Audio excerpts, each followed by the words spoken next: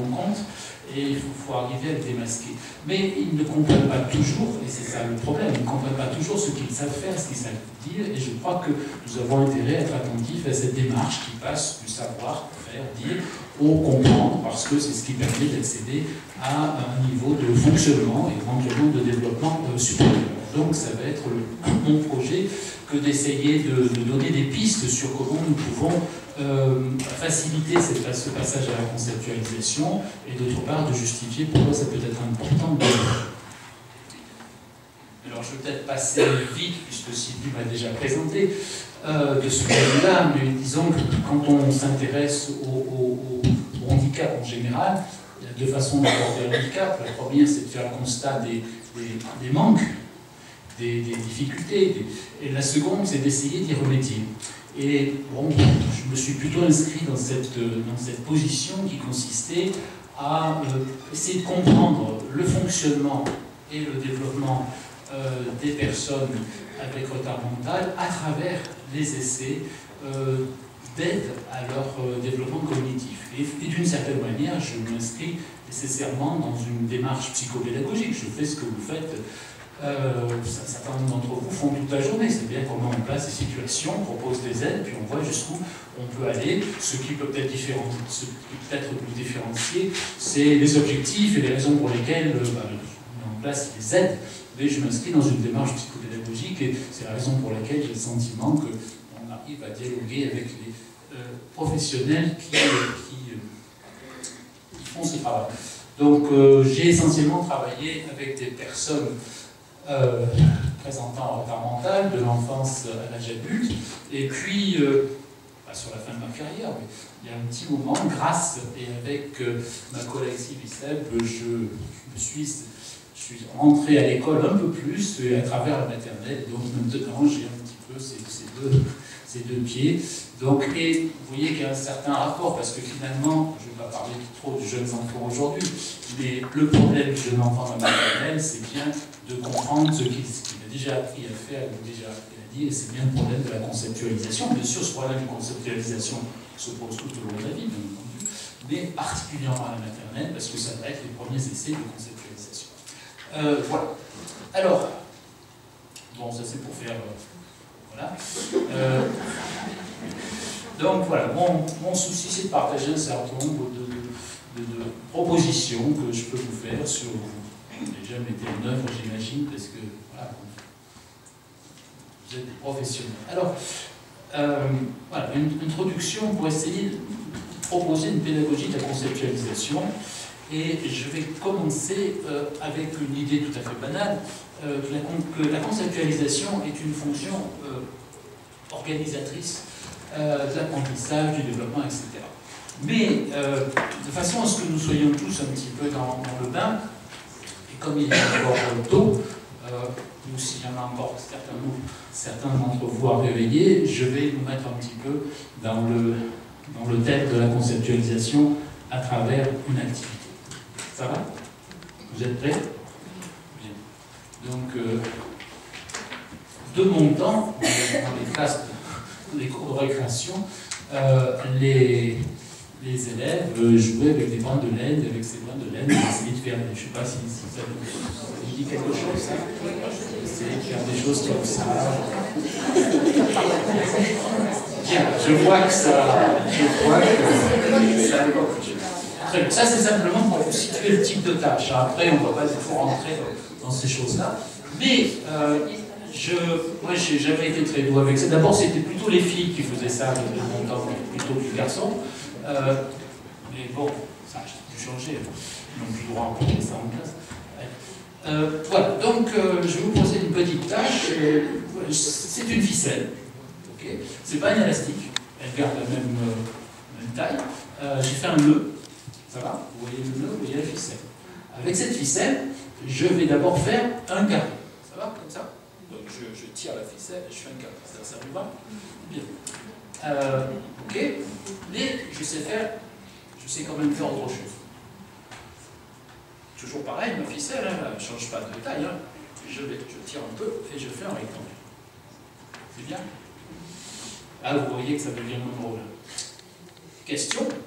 la surface du rectangle est-elle plus grande que celle du carré, égale à celle du carré, ou plus petite que celle du carré? C'est pas totalement une épreuve logicielle, mais bien, nous ne l'avons pas fait, nous n'allons pas faire. On ne va pas chercher à savoir, mais je vais vous montrer les réponses que j'obtiens. C'est une épreuve que j'aime, c'est une activité que j'aime bien parce que ça permet de penser à la conceptualisation. Ça nous donne un exemple de conceptualisation qui vaut pour l'adulte que nous sommes. Voilà. Alors, 10% répondent. Alors, il faut se méfier parce qu'il y a une réponse qu'il ne vaut mieux pas donner. Il vaut mieux pas dire que la surface du rectangle est plus grande que celle du carré. Ça, c'est celle que donnent les jeunes enfants, parce que pour les jeunes enfants, jusqu'à un certain âge, les rectangles ont plutôt tendance à être plus grands que les carrés, parce qu'ils ont un grand côté, donc il y a un biais là, perceptif, cognitif, qui fait que 10% répondent que la surface du carré est plus grande que celle du rectangle, et 80% répondent, comme une partie de la salle, je pense, et comme je l'ai fait moi-même la première fois que j'ai fait cette tâche-là, répondent que la surface du rectangle est plus petite que celle du carré. Donc la majorité des personnes pensent à l'égalité. Donc 80% des personnes pensent que c'est la même surface. J'imagine que ça doit être une réponse assez populaire pour l'instant encore. Finalement, c'est pas la bonne. Sinon, je ne vous aurais pas posé ce que... Alors, pourquoi est-ce que nous avons tendance à penser que les surfaces sont égales? Eh bien, parce que soit nous avons trop lu Piaget, on pense en termes de conservation, on se dit, bon, même périmètre, même surface, et comme dit l'autre, nous avons des schèmes dangereux dans notre tête et nous avons tendance à les appliquer. Et d'une certaine manière, on va dire que si vous avez répondu que c'est la même surface, et n'y voyez pas d'offense, vous n'avez pas trop réfléchi quand même. Donc, voilà, vous l'avez traité de manière un peu rapide, bien sûr. Il se peut dans la salle, il y en a qui sont déjà en train de faire des petits calculs, parce que vous savez, il y en a qui ne veulent pas répondre tant qu'ils sont pas, c'est aussi une personnalité. Alors, donc on a ces connaissances dangereuses qui nous amènent à penser que la surface est la même. Et alors, qu'est-ce que... Vous voyez, le début de la conceptualisation, c'est quoi? Le début de la conceptualisation, c'est de commencer par inhiber les réponses associatives, les réponses automatiques, les réponses systématiques, ce qu'on a déjà en tête, pour opérer un traitement attentionnel. C'est-à-dire, bon, je prends le problème au sérieux, enfin, ça veut dire que vous ne l'avez pas pris au sérieux, mais je le prends au sérieux, et puis je vais le traiter de façon à pouvoir avoir une réponse dont je sois relativement assuré. Et qu'est-ce qui peut nous amener à faire cela? Eh bien, ça peut être, par exemple, des connaissances factuelles. On peut le savoir. Bon, on sait qu'on a un vague souvenir des mathématiques du secondaire, et on peut le savoir. On peut mettre en œuvre des traitements plus rapides, des traitements de type analogique, et bon, pour ceux qui ont encore un doute concernant la surface, je vais vous montrer qu'effectivement, c'est pas la même. Si vous tirez votre rectangle, qu'on aille jusqu'au bout de la ficelle, qu'est-ce qui se passe? Il n'y a plus de surface. Alors certains sont réticents, ils disent là ça ne joue pas parce qu'il n'y a pas de surface. Mais bon, on remonte un peu, pour ceux qui sont en ligne, ok, ça va, ça disparaît. Alors voilà, on peut mettre en œuvre des traitements plus rapides comme ça, des traitements analogiques, c'est très utile, on les utilise, mais ça pas mal dans la vie. Ou bien on peut aussi être un peu métacognitif, ça aide des fois, et se dire non mais c'est pas possible qu'il nous pose un problème aussi débile, il y a quelque chose derrière, donc un peu de méfiance, c'est pas si simple que ça, non? Ça vous a pas... Vous êtes dit un peu ça, vous êtes en train de... Voilà. Bon, et puis il y a pourquoi pas des choses, des aspects de personnalité qui font qu'il y en a qui sont vraiment très consciencieux et qui veulent absolument se prouver. Bon, en tout cas, le premier temps, dans une démarche de conceptualisation, c'est un temps d'arrêt des réponses habituelles, associatives, etc. Il faut s'arrêter, il faut traiter attentionnellement, etc. Second temps, eh bien, il faut traiter le problème et arriver et trouver la réponse. On va dire réussir. Alors, il y a deux façons de réussir dans ce problème. Celle que j'ai mentionnée tout à l'heure, qui est un traitement analogique. Ok, ça va, donc on voit que c'est bon. La surface du carré est nécessairement plus grande que celle du rectangle. de manière analogique. Mais analogique, ça ne prouve pas grand-chose, c'est analogique, donc on le voit. Ou bien on utilise un traitement qu'on appelle des traitements propositionnels, et ben voilà, on se donne des unités, on se donne un exemple, et puis ben, si on prend 8 de périmètre, ça va, 2 fois 2, 4 pour le carré, et puis si on le transforme en rectangle, 3 fois 1, 3, bon, on voit que la surface du carré est plus grande que celle du rectangle. Ça va? Et là on aboutit à une réussite. On a réussi. Et comment est-ce qu'on sait qu'on a réussi? C'est parce que nous faisons confiance aux procédures que nous avons utilisées. Donc j'ai fait des additions, multiplication. Je sais que ça marche, je sais que je sais le faire. Donc ça me permet de dire j'ai réussi. Ça va? Donc deuxième étape de la conceptualisation, je dois traiter attentionnellement jusqu'à ce que j'aboutisse à une réussite, mais ai-je compris? Parce que c'est bien beau de dire que c'est pas la même surface, que la surface du carré est plus grande, mais est-ce que j'ai compris pourquoi? Et c'est ça la conceptualisation. Et donc il y a une étape supplémentaire qui va être la compréhension de la réussite. Donc la dernière étape de la conceptualisation, c'est j'ai abouti à une réussite, très bien, je suis sûr que c'est ça. Je refais, je me donne d'autres exemples s'il le faut, et puis il va falloir que je dépasse ça et que je me demande pourquoi c'est ça. Et là, je vais passer à un niveau de conceptualisation, c'est-à-dire que je vais réfléchir à comment ça se fait que qu'est-ce qui m'a permis de réussir à dire que ce n'est pas la même surface. Et ce qui me permet de réussir, eh bien, je peux le faire à travers divers exemples, c'est de m'interroger sur les propriétés d'addition et de multiplication qu'on utilise dans un cas pour le périmètre, dans l'autre pour la surface.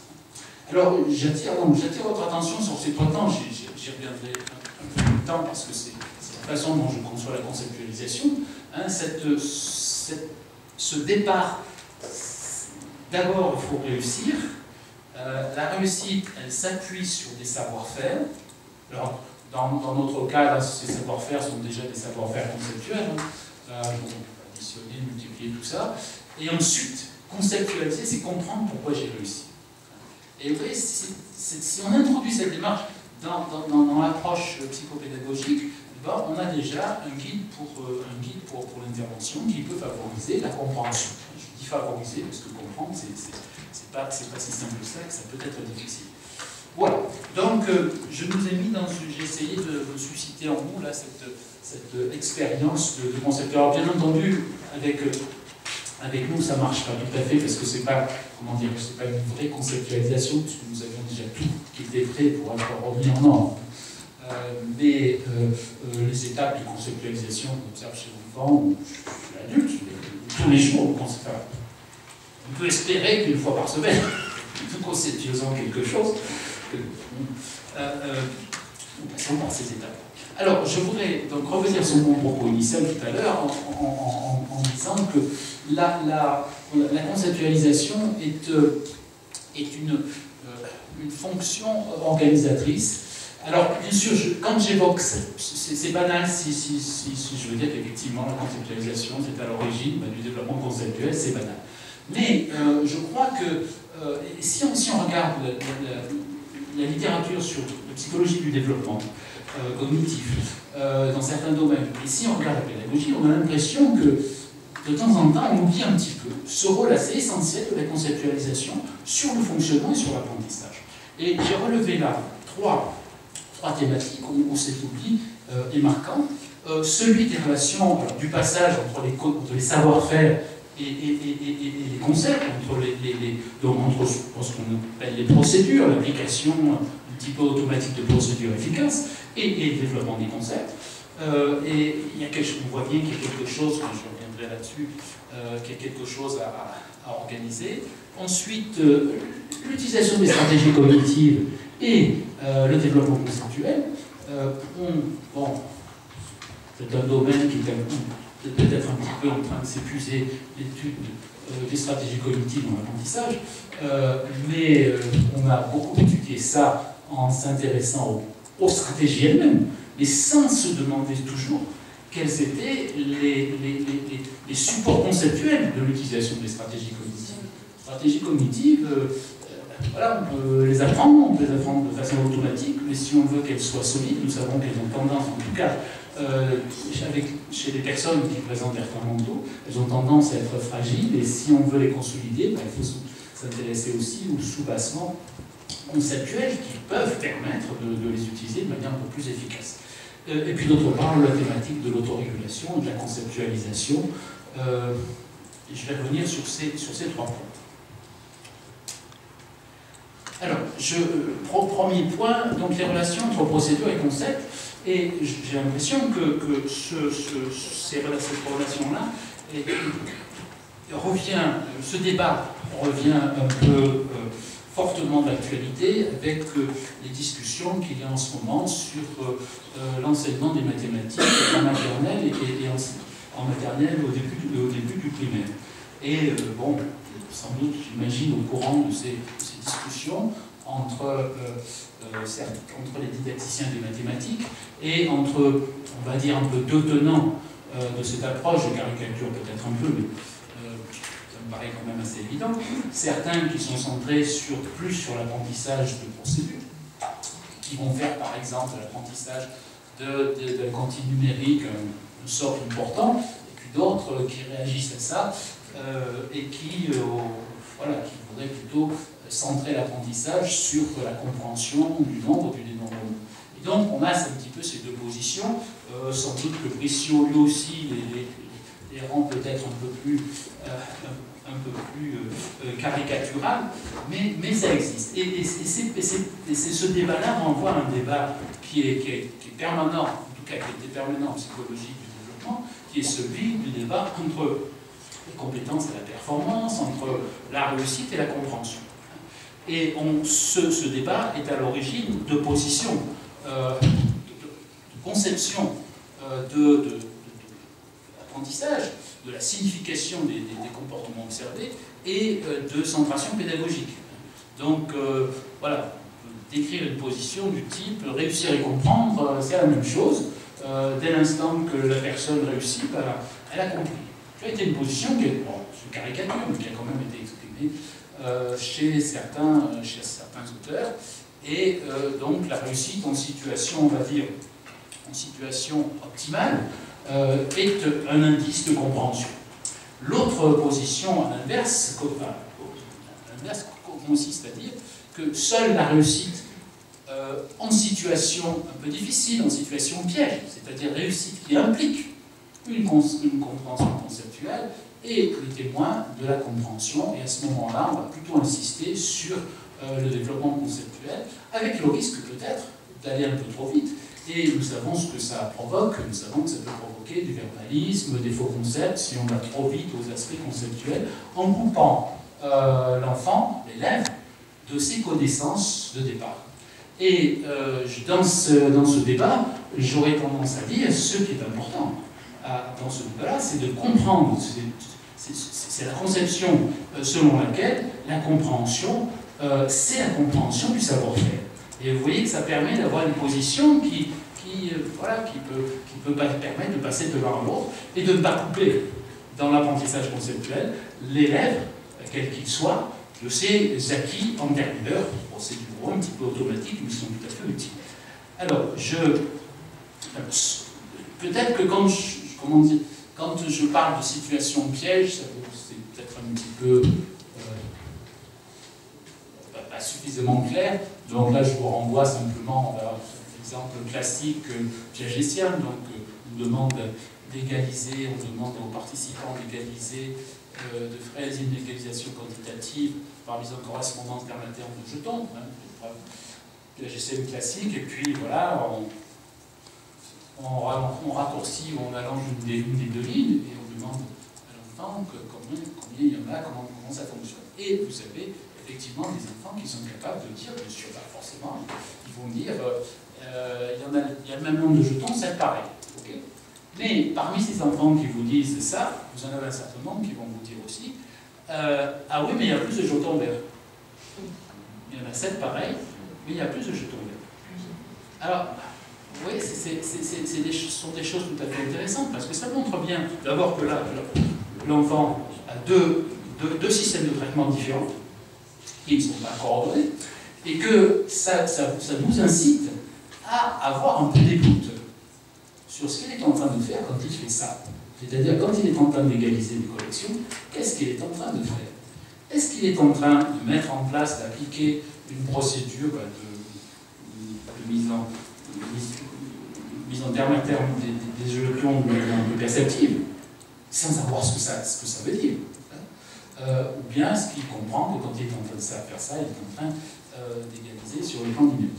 Alors, vous voyez, c'est le passage par une situation piège qui permet de, on va dire, peut-être de faire la différence entre un savoir procédural qui est important et la compréhension de ce savoir procédural, ça peut faire, qui est différent.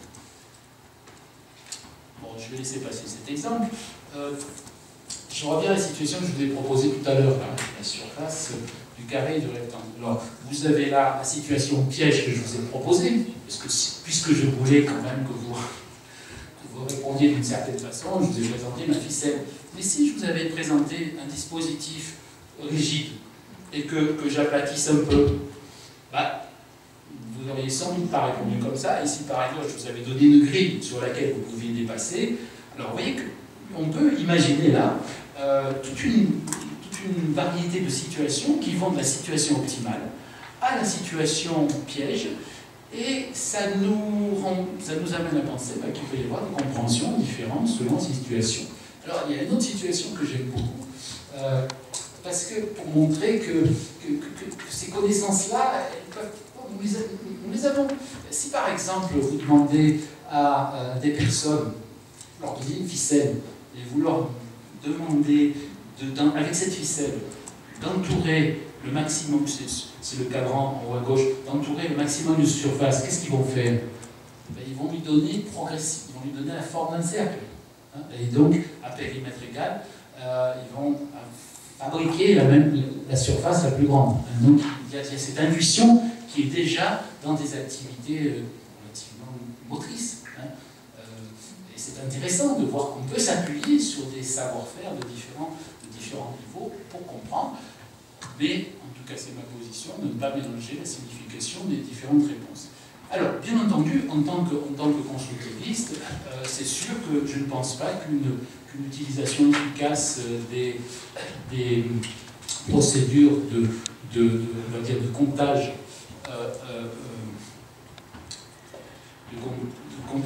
numérotage, comme les appelle notre collègue Vixio, correspondent à une compréhension du dénombrement.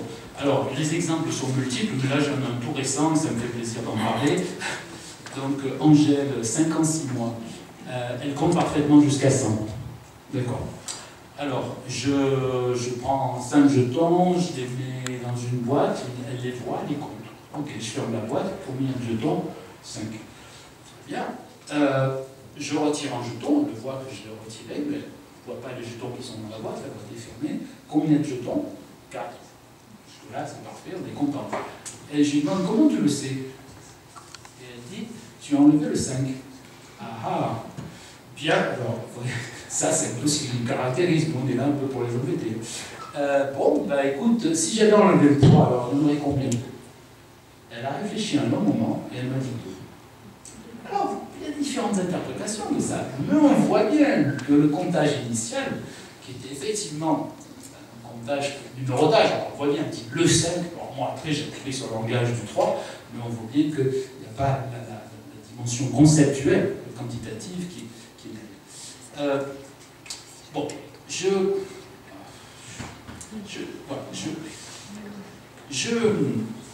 comment dire, de la même façon que je n'interprète pas les réussites procédurales comme nécessairement une compréhension des procédures qui sont mises en œuvre, je n'interprète pas non plus les compétences précoces du jeune enfant comme aussi des compréhensions. Mais je trouve que c'est tout à fait important de les connaître, ces compétences. Et là, je trouve qu'il y a une tâche pédagogique, psychopédagogique qui est pas intéressante, c'est d'essayer de trouver les situations optimales.